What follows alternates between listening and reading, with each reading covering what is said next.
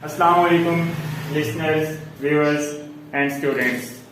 I'm here, doctor Mohammad Ramzan, और आज हम एक न्यू वीडियो को डिस्कस करते हैं, एक नए टॉपिक को डिस्कस करते हैं, जिसके बारे में पहले भी मैं एक डीवीएम और एग्रीकल्चर के बारे में एक वीडियो बना चुका हूं, जिसका लिंक मैं आप लोगों को डिस्क्रिप्शन में शेयर कर दूंगा।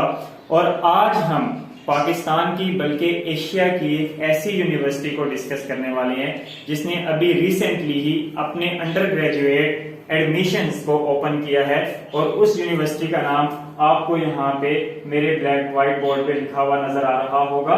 यूवास means university of veterinary animal sciences Lahore, और मींस आगे लाहौर तो नहीं, आगे इसके सब कैंपसेस भी हैं, उसको बाद में डिस्कस करते हैं। तो सबसे पहले मैं आप लोगों को बताता चलूं, एक ओवरव्यू ले लेते हैं कि हमारे पास जो वेटरनरी साइंसेज हैं और एग्रीकल्चर है, इसका हमारे कंट्री के लिए क्या इंपॉर्टेंस है। यूजुअली हमारे पास जो हमारी कंट्री है उसमें 55.1% जो है 55.1% जो हमारे पास रेशियो एक्सपोर्ट इंपोर्ट के अंदर जो रोल प्ले कर रही होती हैं, वो यही हमारे पास पोल्ट्री साइंसेज, वेटरनरी साइंसेज और एग्रीकल्चर के थ्रू हमारा सर्किट चल रहा होता है। और हमारी जो जीडीपी है, जो हमारे पास जीडीपी का 11.6% है, ये एक सर्वे किया गया था ऑलमोस्ट 1 to 2 years बैक, अब इससे भी इंक्रीज कर गया होगा। तो जो हमारा सर्वे है, उस सर्वे के अकॉर्डिंग 11.6% जो है हमारा जीडीपी का, वो हमें पोल्ट्री साइंसेज, वेटरनरी साइंसेज और एग्रीकल्चर के थ्रू ही मिल रहा है। तो ये तो हमारा एक बहुत ही इनरिच्ड बैकग्राउंड है with DVM, agriculture, poultry sciences, veterinary sciences के साथ। ये सब आप लोग भी जानते हैं और मैं भी जानता हूं कि हमारा पाकिस्तान जो है एक एग्रीकल्चरल कंट्री है। इरिगेशन यहाँ पे बहुत अच्छी है, हमारे पास दरिया है, समंदर है, तो मीन्स हमारे पास बहुत ही रिच रिसोर्सेज हैं या सोर्सेज हैं जिनको हम यूटिलाइज करके फ्लरिश कर सकते हैं और आगे की तरफ बढ़ सकते हैं। तो आज हम इसी तरह एक बेस्ट यूनिवर्सिटी को, जो कि वर्ल्ड के अंदर एक मानी जानी यूनिवर्सिटी है, उसको डिस्कस करते हैं, उसके एडमिशंस को डिस्कस करते हैं, उसके अंदर पाई जाने वाली फैसिलिटीज को डिस्कस करते हैं और चीजों को डिस्कस करते हैं जो प्रोग्राम्स हमें ऑफर कर रही है। चलें वीडियो को स्टार्ट करते हैं। सबसे पहले मैं आप लोगों को इसका इंट्रोडक्शन दे देता हूँ कि हमारे पास जो यूवास है means university of veterinary animal sciences, इसके जो चांसलर हैं हमारे पास वो चौधरी मोहम्मद सरवर साहब हैं, ये चांसलर हैं। उसके बाद इनके अंदर डिफरेंट जो है सेटअप्स हैं, मींस चांसलर के बाद प्रो चांसलर आता है, फिर वाइस चांसलर आता है, और प्रो चांसलर जो है वो सरदार हुसैन बहादुर दरिशत हैं, और वाइस चांसलर जो है वो प्रोफेसर डॉक्टर नसीम अहमद है। ये तो इनके प्रोफेसर्स के नाम और इसकी जो मतलब अपर फैसिलिटीज हैं, जो अपर जो फैकल्टी है, उसके बारे में मैंने आपको बता दिया। अब आप लोगों को बताता चलूं कि ये सबसे ओल्डेस्ट यूनिवर्सिटी है एशिया के अंदर, जो कि हमें वेटरनरी साइंसेज के अंदर एजुकेशन प्रोवाइड कर रही है। वेटरनरी साइंसेज के अंदर डिफरेंट चीजों को समझाने की और डिफरेंट स्टूडेंट्स को एजुकेट करने की कोशिश कर रही है। तो ओल्डेस्ट क्योंकि ये 1882 में मींस ऑलमोस्ट 137 या 138 इयर्स बैक हमारे पास एक स्कूल के तौर पर ये इसका क्याम हुआ था। 1882 में जब पाकिस्तान भी नहीं बना था, पाकिस्तान बनने से भी तकरीबन ऑलमोस्ट 70 इयर्स बैक। तो 1882 में जब इसको इंट्रोड्यूस कराया गया एज अ स्कूल, उसके बाद 2 डेकेड्स के अंदर इसकी अपग्रेडेशन हुई कॉलेज के अंदर, और फिर 2002 या उससे थोड़ा पहले इसको यूनिवर्सिटी का दर्जा दे दिया गया। तब से लेकर अब तक इसने बहुत ज्यादा लोगों को सर्व किया है, और उसी सर्विंग के दौरान बहुत ज्यादा हमारे जो ग्रेजुएट थे उन्होंने कंट्री को सर्व किया, कुछ इंटरनेशनल लेवल पे सर्व कर रहे हैं। तो ये तो हमारे पास हिस्ट्री है जो कि एक बहुत ही रिच सर्विंग को शो कर रही है। थोड़ा सा फर्दर मूव करते हैं तो इसके कैंपसेस और सब कैंपस की बात करते हैं। तो इसका जो मेन कैंपस है हमारे पास वो सिटी कैंपस है, जो कि लाहौर में है। उसके साथ हमारे आसपास एवियन रिसर्च और ट्रेनिंग इंस्टीट्यूट, वो भी लाहौर में है। उसके पास रावी कैंपस, या इसका दूसरा नाम है फतौकी, ठीक है। झंग के अंदर हमारे पास इसका एक कैंपस है, उसका नाम है college of veterinary and animal sciences Jhang. उसके बाद लैया और नैरोवाल में भी इसके 2 कैंपसेस ऑपरेट कर रहे हैं।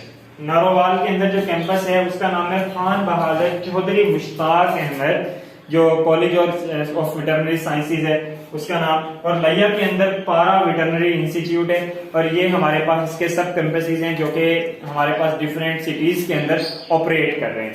अब आगे मूव करते हैं कि हमें हमारे पास जो युवास है हमें कौन कौन से प्रोग्राम ये ऑफर करता है, उसके ऊपर एक नजर देख लेते हैं और उसकी भी थोड़ी सी हिस्ट्री देख लेते हैं कि अगर हमारे पास जो मेरिट है लास्ट ईयर्स का उनको देखते हैं, ताकि हमारे पास अगर हमारा कोई बच्चा या हमारा कोई दोस्त उसमें एडमिशन लेना चाह रहा है तो एटलीस्ट उसको कितने मार्क्स अवेल करने होंगे या कितने मार्क्स के साथ उसको इसके प्रोस्पेक्टस या फॉर्म फिलिंग करनी चाहिए या इसकी दौड़ में शामिल होना चाहिए ताकि वो इसको अवेल कर सके इस चांस को।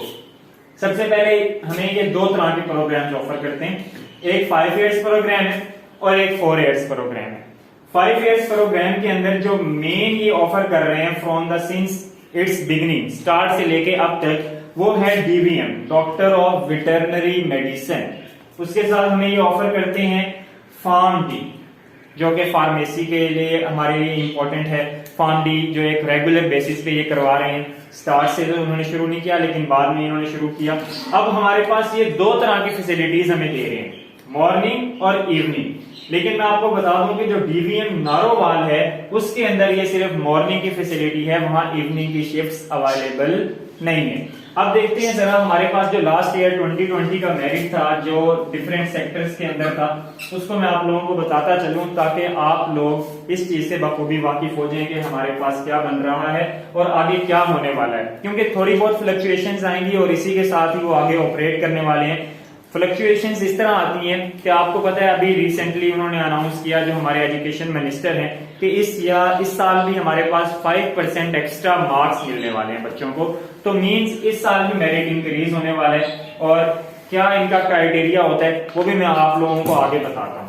लास्ट ईयर जो हमारे पास डीवीएम लाहौर कैंपस और रावी कैंपस पतौकी वाला था, उसके अंदर ये आरसी से रावी कैंपस है और एलसी से मेन सिटी कैंपस जो लाहौर के अंदर है, उसके अंदर जो मॉर्निंग में जो मेरिट था मेल्स के लिए वो 91.30। बच्चे शॉक्ड हो जाते हैं कि डीवीएम के अंदर इतना ज्यादा मेरिट, तो ये मेरिट इसलिए ज्यादा है क्योंकि इनके पास लिमिटेड सीट्स हैं और ये एक इंटरनेशनली रिकॉग्नाइज्ड यूनिवर्सिटी है जिसकी डिग्री पूरी दुनिया में मानी जानी और पहचानी जाती है। इसके लिए बच्चे स्ट्राइव करते हैं, अक्रॉस का कंट्री हमारे मुल्क के लिए बच्चे स्ट्राइव कर रहे होते हैं, कोशिश कर रहे होते हैं कि वो इस इंस्टीट्यूट के अंदर अपने आप को एनरोल करें। और कुछ स्टूडेंट इवन अपना एमबीबीएस छोड़कर भी इस यूनिवर्सिटी के अंदर अपने आप को एनरोल कराते हैं, और इसीलिए ताकि उनका शौक और लगन से वो आगे बढ़ सकें और कंट्री के लिए अपने आप को बेटर वे में प्रोवाइड कर सकें और सर्व कर सकें। और फीमेल का जो मेरिट था वो 93.42 था और it is more than shocking. उसके बाद हम आगे चलते हैं, इवनिंग के अंदर जो इन्होंने कंबाइंड मेरिट दिया था वो 88.21 का था। ये हमारे पास लाहौर कैंपस और रावी कैंपस पतौकी की बात करें। उसके बाद जो झंग कैंपस है उसमें भी मॉर्निंग के लिए मेल का जो मेरिट था हमारे पास वो था 88.91, और उसके साथ फीमेल का जो मेरिट था लड़कियों के लिए जो मेरिट बनाया गया या जो लास्ट मेरिट हमारे पास स्टार्टिंग मेरिट इन्होंने रखा वो 91.07 था। उसके बाद हमारे पास इवनिंग में कंबाइंड मेरिट इन्होंने दे दिया है 85.72। उसके साथ डीवीएम जो नारोवाल मैंने बताया कि सिर्फ और सिर्फ ये मॉर्निंग की हमारे पास फैसिलिटी दे रहे हैं, और उसके लिए मेल्स के लिए जो मेरिट था वो था 88.79 और फीमेल्स के लिए जो मेरिट था वो 91.65 का मेरिट था। उसके बाद हम आगे चलते हैं फार्म डी, और इसके लिए भी मेरिट काफी हाई है। जो मेल्स के लिए मेरिट था या मॉर्निंग शिफ्ट के अंदर जो मेरिट था कंबाइंड मेरिट कि वो हमारे पास 92.14 था, और इवनिंग शिफ्ट्स के लिए जो मेरिट था कंबाइंड गर्ल्स और बॉयज के लिए वो 88.94 का मेरिट था। तो मींस अगर आप लोग इनके 5 इयर्स प्रोग्राम में एनरोल होना चाहते हैं तो आप लोगों को ना सिर्फ मैट्रिक के अंदर बल्कि इंटरमीडिएट के अंदर भी मैक्सिमम मार्क्स अचीव करने होंगे। मींस ये यूनिवर्सिटी आपको अब पता लग गया होगा कि क्यों मशहूर है, क्यों इसका नाम अक्रॉस द कंट्री और इंटरनेशनली रिकॉग्नाइज्ड है, क्यों इसके जो ग्रेजुएट्स हैं वो इंटरनेशनली भी उनकी जान पहचान अच्छी है और वो इंटरनेशनली भी जाने और माने जाते हैं, क्योंकि ये हमें क्वालिटी एजुकेशन प्रोवाइड करते हैं और एक ऐसा प्लेटफॉर्म देते हैं जिसके जरिए मैक्सिमम चांस है कि हम आगे बढ़ सकें और फ्लरिश कर सकें। ये जो हमारे पास 5 इयर्स प्रोग्राम है जो कि ऑफर करते हैं, उनका मेरिट क्या है वो भी आप लोगों को समझ आ गया होगा। नेक्स्ट मूव ऑन करते हैं उनके 4 इयर्स प्रोग्राम की तरफ मैं आप लोगों को लेके चलता हूँ। 4 इयर्स प्रोग्राम जो है डिफरेंट कैंपसेस के अंदर कुछ डिफरेंस हैं उनके अंदर, वो भी आप लोगों को बता देता हूँ। जैसे रावी कैंपस और झंग कैंपस और नारोवाल कैंपस के अंदर थोड़ा बहुत डिफरेंस है, तो मैं मैं आप लोगों को लेके चलता हूँ और उसमें बताता हूँ कि क्या क्या डिफरेंस है और कहाँ कहाँ हमारे पास कौन से प्रोग्राम्स ऑफर है। सबसे पहले हमारे पास BS applied microbiology, BS applied biotechnology, BS biochemistry, BS food and technology, BS MLT means medical laboratory technology, जिसमें हम लेबोरेटरी से रिलेटेड चीजों को सीखते हैं, लेबोरेटरी को ऑपरेट कैसे करते हैं असिस्टेंट के तौर पे और वगैरह वगैरह। न्यूट्रिशन एंड डाइटिक्स है, इन्वायरमेंटल साइंसेज है, बायोलॉजिकल साइंसेज है। अब स्टार्ट से लेकर BS अप्लाइड माइक्रोबायोलॉजी से लेकर बायोलॉजिकल साइंसेज से ये तमाम प्रोग्राम्स जो हैं हमारे पास जो मेन लाहौर कैंपस है वो ऑफर्ड कर रहा होता है।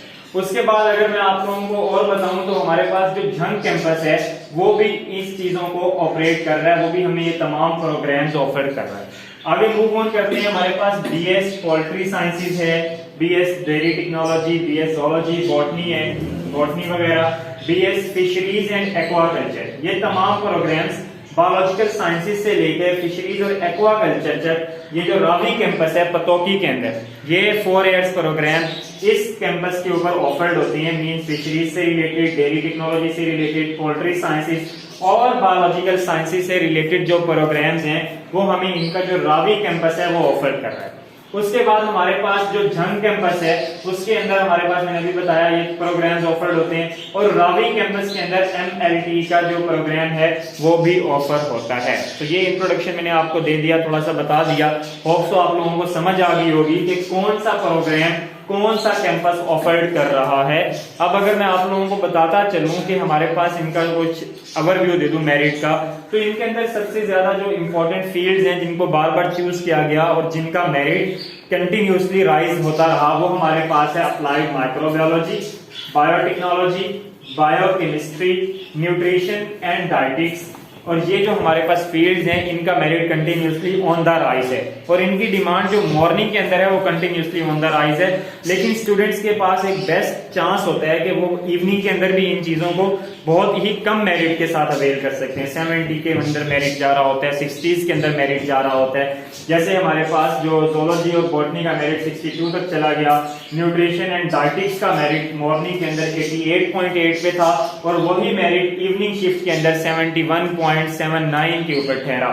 तो मींस ये कि हमारे पास जो इवनिंग के अंदर है उनको भी बच्चे मैक्सिमम चांस के जरिए अवेल कर सकते हैं। उसके पास हमारे पास फैसिलिटीज वही मिलेंगी, उनको फैकल्टी वही मिलेगी, उनको प्लेटफॉर्म वही मिलेगा, वो कम मेरिट के साथ मैक्सिमम अपने आप को फ्लरिश कर सकते हैं। तो ये प्रोग्राम्स हैं हमारे पास, पहले 5 इयर्स प्रोग्राम का बताया, फिर 4 इयर्स प्रोग्राम का बनाया और साथ ही उनके मेरिट्स भी मैंने कुछ इंडिकेट कर दिए।